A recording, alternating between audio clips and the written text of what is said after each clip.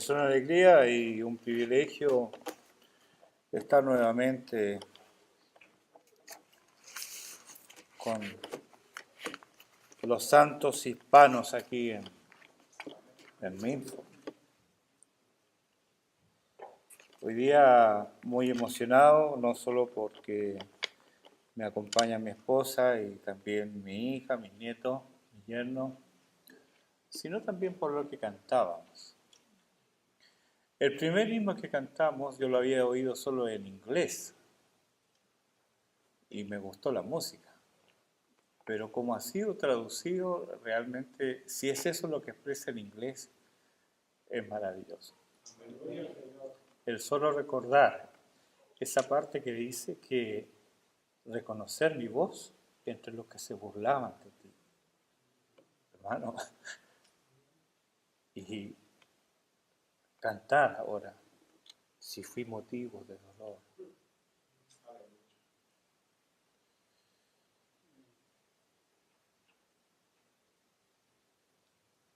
Doy gracias a Dios por la salvación, por mi Redentor, por mi Señor.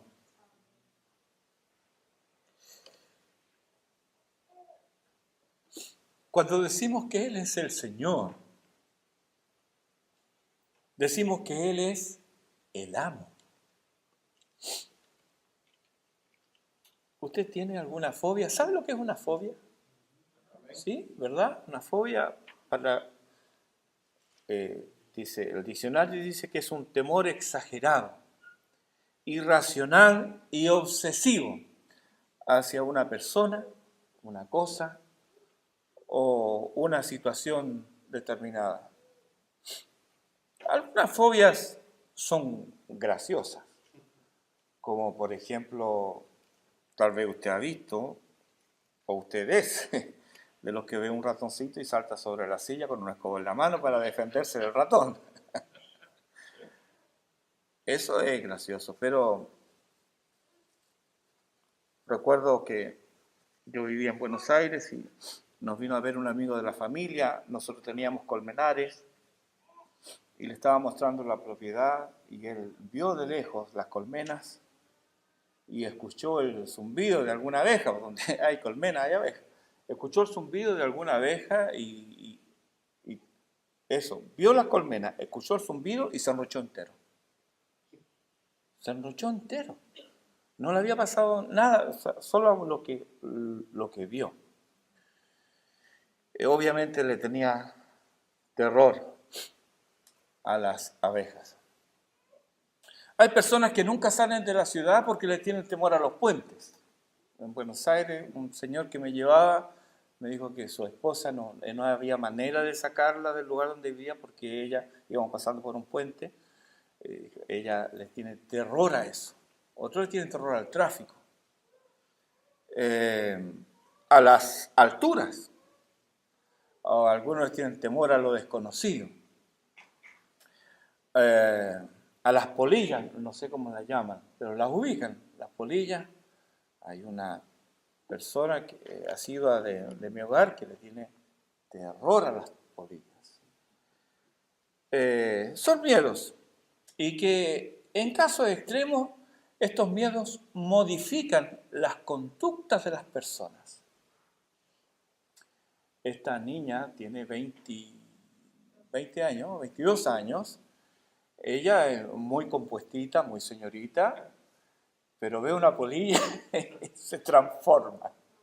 Modifican, las fobias modifican las conductas de las personas. Y hay un temor muy extendido, pero este temor es negado, o sea, no admitimos que tenemos ese temor. Y este es el temor al hombre. Nadie admite tener temor ante un semejante, pero ahí está, ahí está.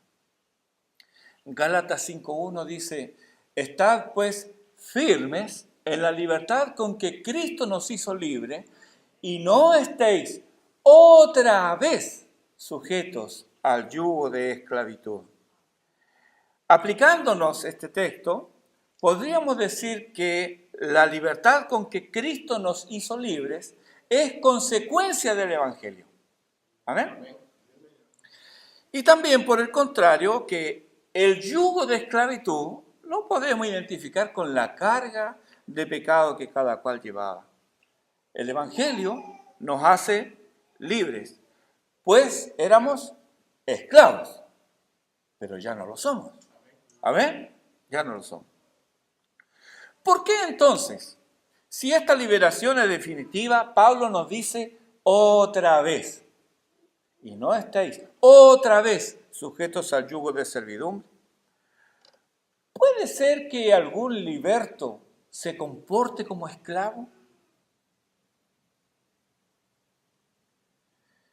Nuestro texto, Gálatas 1:10, dice, pues, ¿busco ahora el favor de los hombres o el de Dios?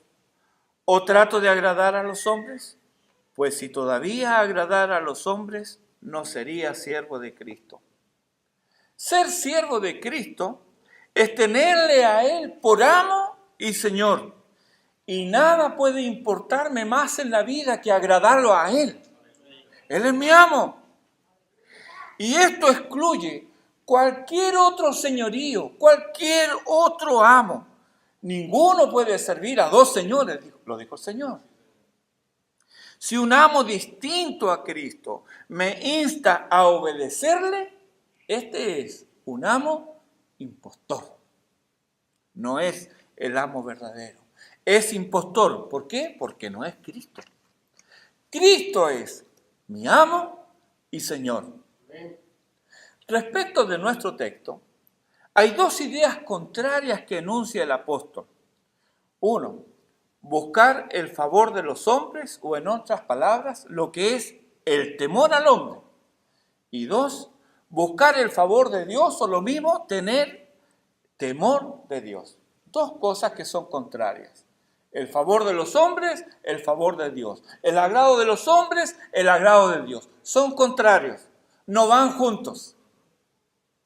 Vamos a ver primero lo que significa, pero antes vamos a ver dos interpretaciones erróneas aquí. Pablo no está diciendo que él nunca se somete a las costumbres o tradiciones humanas.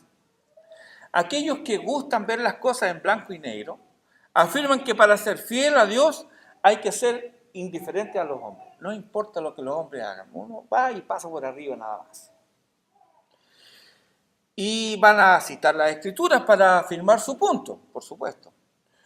Como si las Escrituras no se pudieran usar al antojo de los perversos corazones. Y aquí, entre paréntesis, de paso, vamos a decir algo, que nunca, hermanos, nos deslumbren las citas bíblicas.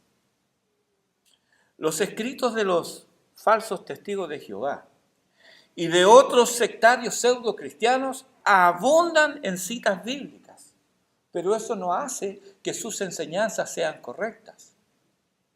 Porque cuando ellos ponen las citas bíblicas, las están citando para traer agua a su molino. No están en el contexto bien interpretadas, no dan la gloria a Cristo, ellos buscan sostener una idea. Hay un libro muy popular en el mundo cristiano, creo, no sé si todavía tendrá popularidad, pero bueno, gracias a Dios me olvidé del nombre, para no hacerle propaganda. Pero es un libro que cuando yo estaba a cargo, recuerdo en una iglesia del departamento de educación de la iglesia, de repente llegó este libro. Y a mí me resultó extraño porque nadie me lo había mostrado antes, yo no lo había leído, no conocía al autor tampoco, pero uno de los argumentos que me dieron, oye, este tiene más de 1000 citas bíblicas. Y al revisarlo, hermano, ¿ustedes ubican lo que es una paráfrasis? Bueno, habían paráfrasis de las paráfrasis. Imagínense lo que era eso. O sea, decía lo que el autor quería decir finalmente. Entonces, que no nos deslumbren con citas bíblicas, porque también debemos recordar que el padre de mentira, quien está detrás de todo engaño, de toda obra engañosa, tuvo la insolencia de citarle al mismo Señor las Escrituras. Pablo no es indiferente a las costumbres. Él ejercitaba tacto, que es hijo del sentido común, y le lleva a decir en 1 Corintios 9:19 y los versículos siguientes, pero ahí dice, me he hecho débil a los débiles, para ganar a los débiles. A todos me he hecho de todo, para que de todos modos salve a algunos. Hendriksen, el comentarista, nos dice aquí que el tacto no es un vicio, sino más bien una virtud cuando va acompañado de la honestidad y la verdad. En tanto estas costumbres no pretendan ser necesarias o indispensables para la salvación, Pablo no tenía reparos en observar algunas costumbres en esta etapa de transición del judaísmo al cristianismo. Así, por ejemplo, le vemos circuncidando a Timoteo en Hechos 16, versículo 3, haciendo voto en Cencrea en Hechos 18, versículo 18, y purificándose a la usanza judaica y pagando los votos de quienes le acompañaban en Hechos 21, 24. Todas estas eran costumbres, tradiciones del judaísmo, pero nunca él las presentó ni se las impusieron como necesarias para la salvación. Por lo tanto, él no tenía problema con eso, era indiferente. De aquí aprendemos a ser flexibles, pero siempre dentro de los límites que nos impone el Evangelio. Jamás nuestra flexibilidad puede ignorar o invalidar las Escrituras. Tampoco significan estas palabras que Pablo antes él tratara de agradar a los hombres, porque él era uno de los que tenía celo de Dios, pero no conforme a ciencia. Eso lo dice en Romanos 10:2. Y en Filipenses 3 nos dice que él aventajaba en esto a los demás. Todo lo que hizo, lo hizo él para agradar a Dios. Estaba equivocado, pero él quería agradar a Dios. Él no estaba dispuesto a estar agradando a los hombres a expensas de Dios. Su religiosidad, aunque equivocada en el camino, era sincera. Estaba ciego a los propósitos divinos, pero él trataba de agradar a Dios. Lo que él dice en Gálatas 1:10 es que si pretende ser un siervo de Cristo y estuviera tratando de agradar a los hombres, su pretensión sería falsa, pues no se puede servir a dos señores. Lo dijo Cristo en Mateo 6:24. Hubo una canción popular en Chile en los 80 que en su estribillo decía, nunca quedas mal con nadie. Y repetía esto, nunca quedas mal con nadie. Bueno, esto es cierto del adulador y es cierto del hipócrita, pero nunca será cierto de un siervo de Cristo. Resumamos entonces lo dicho hasta ahora. Pablo no era un hombre inflexible cuando de costumbres y tradiciones se tratara. Él podía ceder con el propósito de ganar a alguien a la causa del Evangelio, siempre y cuando ese ceder no contradiga principios vitales del Evangelio. Tampoco era alguien predispuesto a agradar a todo el mundo. Él nunca tuvo como prioridad en su vida complacer a los hombres. Bien, puede graficar la conducta apostólica y modelar nuestra conducta un aforismo de Rupertus Meldenius. Este fue un teólogo y educador luterano del siglo XVI. Y lo han escuchado ustedes esto, aparece en muchos libros por ahí, pero no con su nombre, no con el nombre del autor. Dice, en lo esencial, unidad. En lo no esencial, libertad. Y en todo, caridad. O más actual, amor. Veamos ahora las dos ideas opuestas. Ya nos deshacimos de las dos interpretaciones erróneas, que Pablo era inflexible o que Pablo antes sí que él buscaba el favor de los hombres. No, ninguna de esas dos cosas es correcta.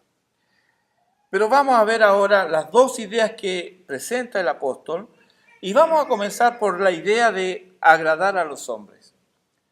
3 veces en este versículo se repite este concepto. 2 veces como pregunta retórica y la tercera como una afirmación condicional. Pues dice, ¿busco ahora el favor de los hombres o el de Dios? ¿O trato de agradar a los hombres? Pues si todavía agradara a los hombres, no sería siervo de Cristo.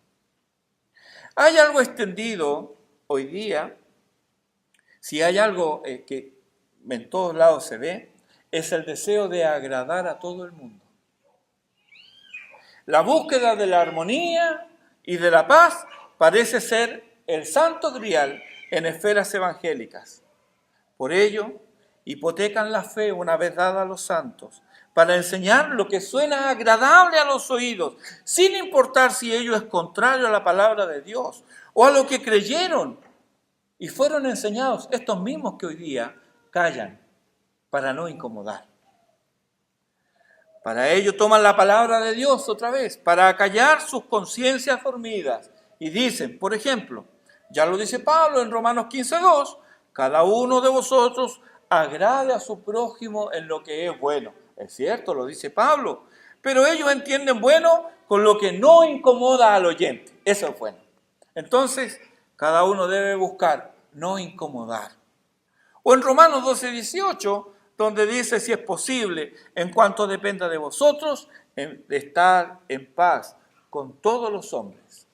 Y así ellos justifican su impío obrar. Obrar impío decimos porque, ¿cómo llamar, hermanos, a quienes, sabiéndolo, no enseñan que todos los hombres son depravados por naturaleza? ¿Por qué no condenan el libre albedrío y la supuesta justicia de los hombres? ¿Por qué se abstienen de enseñar que obtenemos la gracia de Dios solo por la libre misericordia de Dios y solamente por causa de Cristo? ¿Sabe por qué? Porque esta enseñanza no obtiene la aprobación de los hombres. Los hombres quieren tener algo que ver en su salvación. Quieren tener algo que aportar. Y cuando tú le dices, no, tú no aportas nada, solo tu pecado. Tu salvación depende total y completamente de Cristo. A muchos no les gusta eso. No. Y alguien me dijo una vez, ¿me va a decir que toda mi vida, todo lo que yo he hecho, nada de eso sirve? Sí, nada de eso sirve. Nada de eso sirve. Porque solo Cristo salva. Yo no soy, ni usted, ni nadie aporta ni lo más mínimo en su salvación. Esta enseñanza no agrada a los hombres. Años atrás yo iba a enseñar sobre el libro de Romanos. Entonces, como siempre, uno busca material, se informa y consulta con otros pastores amigos en este caso. Y le pedí a un pastor amigo que si me podía facilitar sus grabaciones de cuando él enseñó Romanos. Él me dijo, ¿cómo no? Claro que sí. Le dije, tú enseñaste todo Romano, ¿verdad? Sí, me dijo, enseñé todo. Y se quedó pensando un rato. Me dijo, la verdad que no. No enseñé todo Romanos. Me dijo, mira, tengo todo hasta Romanos 8:28. Y después seguí con Romanos 12. Y dije, ¿pero por qué? Hermano, no estamos hablando aquí de un neófito. Estamos hablando de un pastor preparado, un misionero, alguien que es sostenido desde acá, un americano, sostenido allá en Chile. Hizo eso. Le dije, ¿pero por qué? Me dijo, que sabe, me dice, lo que pasa es que esos capítulos son muy controversiales y yo no quiero inquietar a la iglesia. ¿Te das cuenta?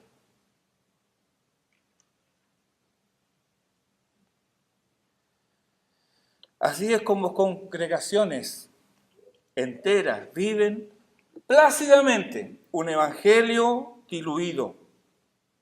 Peor aún, porque la dilución del evangelio lleva a la permisibilidad. Y perdón por la palabra tan larga.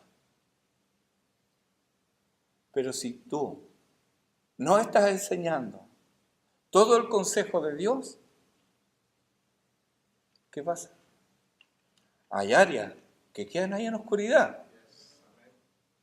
¿Y para qué darle ventaja a Satanás, verdad? Quien no quiso inquietar a la iglesia con sana doctrina, tampoco va a tener el valor de inquietar a quienes tienen un andar de cuidado y carnal.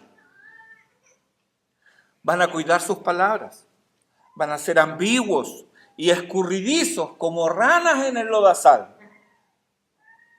Y así nacen las herejías.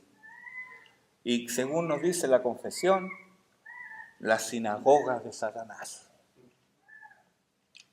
En un lugar que antes se predicó el Evangelio, hoy día aparentemente se predica.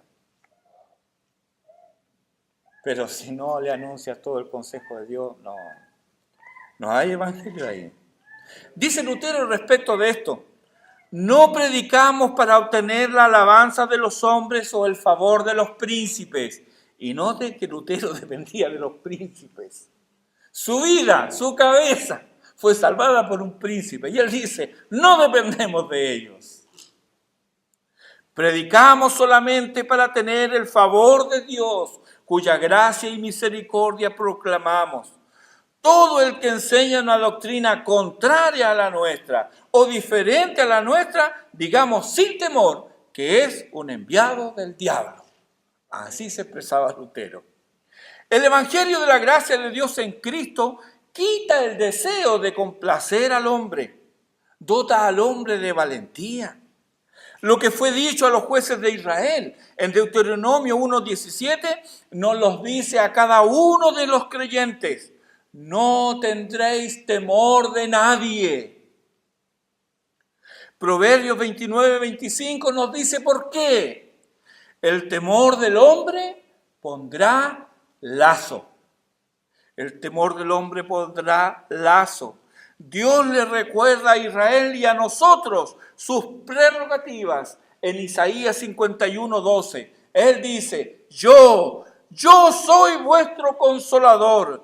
¿Quién eres tú para que tengas temor del hombre que es mortal y del hijo del hombre que es como heno? Proverbios 1:7 nos dice que el principio de la sabiduría es el temor de Jehová. Temer al Señor es estar sobrecogidos por Él, asombrados por su paciencia, abrumados por su amor, admirados por su santidad y gloria, atraídos por su bondad y confiados por su poder. Eso es tener temor del Señor, y eso no deja lugar a nada más. Esto nos lleva a la adoración. En cambio, el temor al hombre quita tus ojos de Dios y los pone en la criatura. Se maravilla con la criatura, la admira, le atrae su supuesta grandeza y le sirve. Quien esto hace, cambia la gloria de Dios por el culto a la criatura. Y Romanos 1:21 y los versículos siguientes de Romanos 1 nos dice a dónde va a parar eso. Cambiar la gloria del Dios incorruptible por la gloria de las criaturas que perecen. El temor del hombre te lleva a mentir cuando afirmas haber hecho algo que no realizaste. El temor del hombre te lleva a aparentar que todo está bien. Le preguntaba en cierta oportunidad a un muchacho más o menos de mi edad, yo era más joven, ¿cómo estás? Y su respuesta era siempre la misma, súper bien. Y él no estaba bien. Lo lleva a mentir, a ocultar. El temor del hombre te lleva a ocultar tu pecado y no lo confiesas porque temes las consecuencias. El temor del hombre te lleva a disimular, a ocultar, a tergiversar, a racionalizar lo que sabes que está mal. El temor del hombre pondrá lazo, dice Proverbios. Ese lazo te impedirá hablar con la verdad. El lazo del temor te dejará mudo para no confrontar la maldad, porque tendrás temor de las reacciones si de seres queridos se trata. Cuando nuestros hijos son pequeños, es fácil la corrección. Pero cuando ellos ya crecen, cuando tienen 15, 20 años, y tienes que llamarle la atención, lo piensas 2 veces. O no te has encontrado con eso, no quiero que se enoje conmigo. Y a veces hay que tener actos de disciplina que rompen tu corazón. Sí, cuando tienes temor al hombre, no lo vas a querer hacer. Y vas a preferir estar bien con tu hijo, pero te olvidas que con eso deshonras a tu Dios. Ese temor te hará buscar la aprobación a toda costa y va a perpetuar tu condición de inseguridad. El temor, hermanos, es una deidad caprichosa. Nunca vas a saber cómo aquietarla. Dice Tim Keller que quien esto hace da a la aprobación humana los derechos y el poder sobre su corazón que solo Dios debe tener. Significa que estarás tan devastado por la pérdida de esta aprobación como si te sintieras criticado o condenado por Dios. ¿Te das cuenta del cambio? Ya no te importa lo que Dios dice, ahora te importa lo que otro ser semejante a ti piense de ti. El temor del hombre te va a llevar al pecado. Fue ese temor el que llevó a Abraham a mentir al decir sobre su esposa, es mi hermana. El mismo temor hizo que Isaac mienta de la misma manera a los hombres de Gerar. Lo puedes ver ahí en Génesis 20 y en Génesis 26. Fue el temor el que llevó a Sansón a rendirse ante los ruegos de Dalila en Jueces 16. ¿Por qué? Porque él tuvo temor de perder sus favores. Y perdió mucho más que eso. Perdió su poder, su honra, su efectividad, sus ojos, sus prioridades, su testimonio, su libertad. Perdió su vida. Fue el temor el que llevó a Pedro a negar a su maestro y Señor. No conozco a ese hombre. El temor al hombre.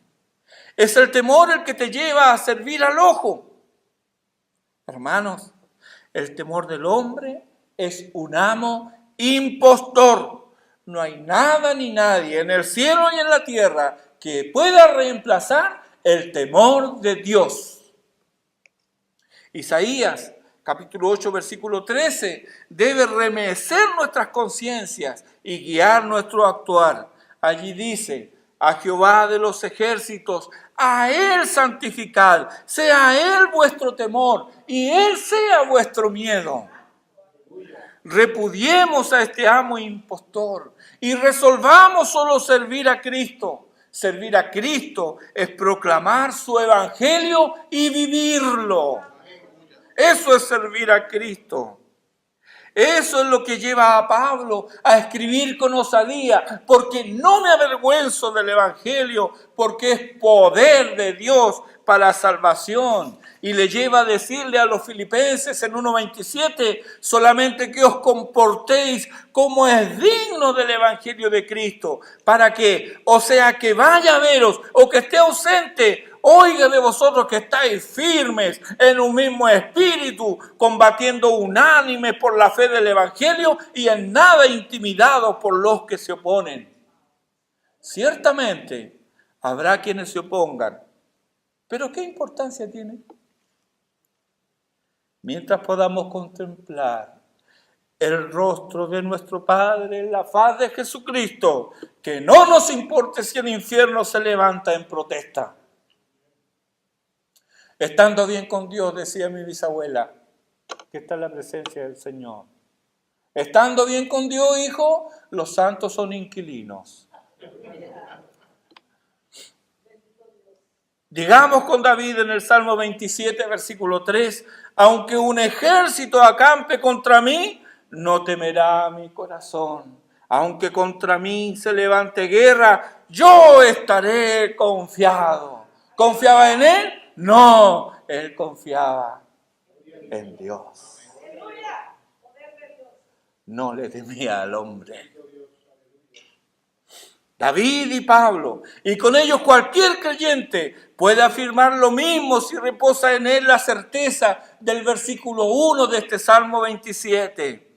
Jehová es mi luz y mi salvación. ¿De quién temeré? Jehová es la fortaleza de mi vida. ¿De quién he de atemorizarme?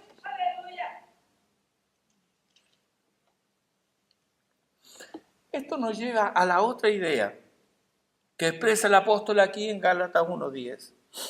Él pone en paralelo el servir a Cristo con buscar agradar a Dios. Son lo mismo. Esta es la canción de la vida de Pablo y el motor de su servicio, ser agradable a Dios. Él así lo dice en la segunda epístola a los Corintios, capítulo 5, versículo 9. Dice, por tanto procuramos también, o ausentes o presentes, serle agradables. Serle agradables. Pablo estaba sobrecogido por la santidad de Dios, asombrado por su poder, admirado por su bondad, atraído por su grandeza, abrumado por su gracia. ¿Sabe una de las cosas que a mí muchas veces me emociona pensar? Y digo, ¿cómo Dios es su paciencia conmigo? Tantas veces fallo. Sin embargo, jamás he escuchado de él, hoy no te voy a oír, hoy no te voy a escuchar, hoy no te voy a perdonar. No, Él es fiel, Él es fiel. Sin duda, el apóstol Pablo recordaba constantemente las Escrituras. En sus diversas epístolas podemos encontrar citas directas de la ley, de los salmos y de los profetas. Basta un breve repaso por los primeros capítulos de Romanos para darse cuenta de esto. Pablo tenía las Escrituras. Él debe haber recordado, por ejemplo, Miqueas 7, 18 y 19, donde dice el profeta, ¿qué Dios como tú, que perdona la maldad y olvida el pecado del remanente de su heredad? No retuvo para siempre su enojo porque se deleita en misericordia. Él volverá a tener misericordia de nosotros, sepultará nuestras iniquidades y echará en lo profundo del mar todos nuestros pecados. ¿Por qué digo que Pablo recordaba este pasaje? Porque este pasaje de Miqueas contiene parte del Evangelio, así como puedes encontrar en las Escrituras hebreas otros pasajes que hablan de diversos aspectos de la obra redentora y del Redentor. Siendo esto así, no nos extraña que lo único que Pablo buscó el resto de su vida fue agradar a Dios, pero ahora conforme a ciencia. Recuerde que él, antes de conocer al Señor, él buscaba agradar a Dios, pero estaba profundamente equivocado. Él siguió en esa santa búsqueda, pero ahora conforme a ciencia, porque había algo que lo guiaba, que era el Espíritu de Dios y la palabra de Dios. Ya no eran sus propias ideas, ni su religiosidad, ni la tradición de sus padres lo que guiaba su vida, sino que lo que ahora guiaba su vida, llenaba su mente y satisfacía su alma hambrienta, era la palabra de Dios. Pablo estaba seguro del amor y la aprobación de Dios. Por contraste, los gálatas estaban comenzando el camino de confiar en su desempeño. Pero ambos conceptos son distantes entre sí y se alejan uno del otro más y más. O confío en Dios o confío en mi desempeño. O me aferro a Dios o me aferro a mi desempeño. Ambos a la vez no son posibles. Debe penetrar en nuestras mentes y corazones la idea de que Dios está complacido con nosotros en Cristo. Porque cuando Él nos ve, ve a Cristo en nosotros. Eso hará que queramos agradarle, que queramos obedecerle. No para sentirnos bien con nosotros mismos o para que nos salve, sino porque estamos agradecidos a Dios porque Él ya nos ha salvado y porque nos ama con amor indecible. Eso es un siervo de Cristo. Y si tenemos la certeza que Dios nos aprueba, ¿tendrá importancia la aprobación del hombre? Hermanos, buscar agradar a Dios debe ser la meta de nuestro andar. Y esto es contrario a la búsqueda de la aprobación de los hombres. Juan 5:44 nos ilustra esto, lo mismo que el texto de Juan 12, 37 al 43. Busque Juan 12, 37 al 43 mientras le leo Juan 5:44. Dice, ¿cómo podéis vosotros creer, pues recibir gloria los unos de los otros y no buscáis la gloria que viene del Dios único? Y en Juan 12, note algunas cosas aquí. Juan 12, versículos 37 al 43, dice, pero a pesar de que había hecho tantas señales delante de ellos, no creían en él, para que se cumpliese la palabra del profeta Isaías que dijo, Señor, ¿quién ha creído nuestro anuncio y a quién se ha revelado el brazo del Señor? Por esto no podían creer, porque también dijo Isaías, cegó los ojos de ellos y endureció su corazón, para que no vean con los ojos y entiendan con el corazón y se conviertan y yo los sane. Isaías dijo esto cuando vio su gloria y habló acerca de él. Con todo eso, aún de los gobernantes, muchos creyeron en él, pero a causa de los fariseos no lo confesaban para no ser expulsados de la sinagoga, porque amaban más la gloria de los hombres que la gloria de Dios. Aquí nos queda claro que buscar agradar a Dios es buscar la gloria de Dios y que esto se opone a buscar el agrado o la gloria de los hombres. También resulta claro algo no menos peligroso y es la relación que existe entre buscar la gloria de los hombres y la incredulidad. Ambos textos de Juan afirman lo mismo. ¿Y acaso, hermanos, no es verdad que cualquier pecado que cometemos va acompañado de incredulidad? Por ejemplo, ¿por qué nos quedamos con lo que no nos pertenece? Porque dudamos. Porque no creemos que Dios hará provisión a nuestras necesidades.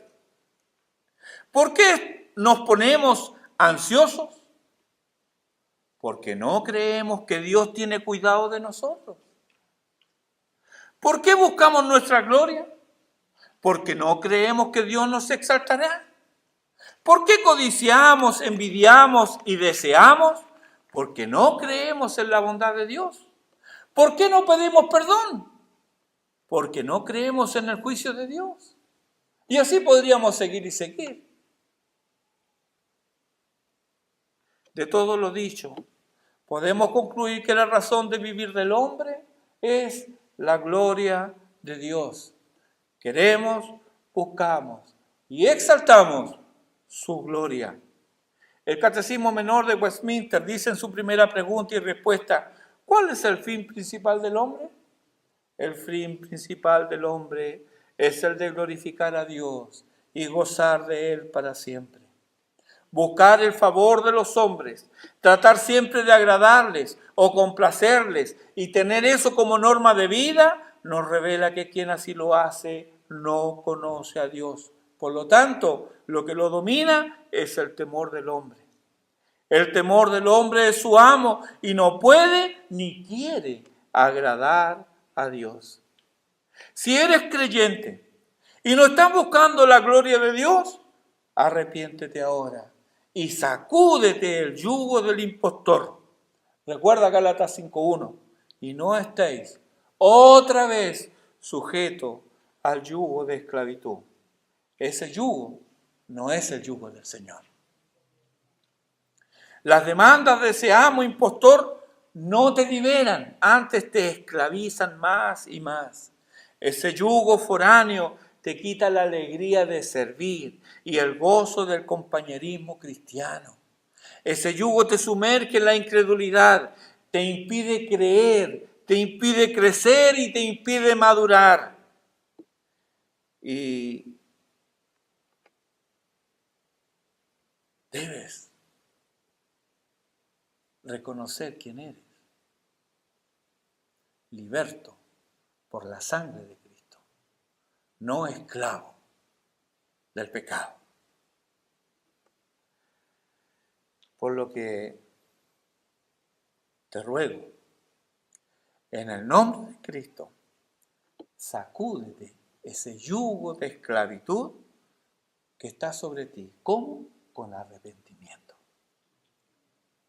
Antes bien, nos dice el autor de Eclesiastés, teme a Dios y guarda sus mandamientos, porque esto es el todo del hombre. Pero si no eres creyente, no puedes sacudirte nada. Lo único que puedes hacer es implorar la misericordia de Dios sobre tu vida. Pídele que llene tu alma de arrepentimiento y fe. Y con el hálito de vida que Dios te da, vuélvete a Él. Y como el niño que encuentra refugio, alimento y abrigo en los brazos de su madre, acude ahora a Cristo. Y Él con sus brazos llenos de ternura y compasión te recibirá, porque Él dice, el que a mí viene, yo no le echo fuera. Yo lo he hecho. ¿Y sabes qué? Nunca más tendrás temor, en tanto tengas a Jesucristo como tu Señor. Se cumplirá entonces la palabra del Señor en ti. Tus angustiadores, nunca más para siempre los veréis. Éxodo 13. Nunca más para siempre. Aquellos que te esclavizaron, nunca más los veréis. Solo debes mirar al Calvario. Mira a Cristo y sé salvo. En el nombre de Cristo. Amén. Oremos. Padre Celestial, gracias por recordarnos que tú eres nuestro amo y Señor. Qué bendición para nosotros, tu pueblo, haber sido tomados por ti. Un amo tan bondadoso, tan lleno de amor, tan dulce, tan misericordioso, al cual podemos ir aún en nuestros peores momentos y en nuestras debilidades extremas. Gracias por ser nuestro Dios, por ser nuestro Padre, por ser nuestro Señor. Ayúdanos a reconocer aquellos amos impostores que buscan imponerse en nuestras vidas para quitarnos el gozo del servicio, el gozo del compañerismo cristiano. Señor, ayúdanos a reconocer estas instancias pecaminosas en nuestras vidas y a volvernos a ti cada día, para que nuestras vidas sean un reflejo de tu gracia, de tu amor y de tu misericordia para con los míseros pecadores. Y te lo rogamos por Jesucristo, nuestro Señor y Salvador. Amén.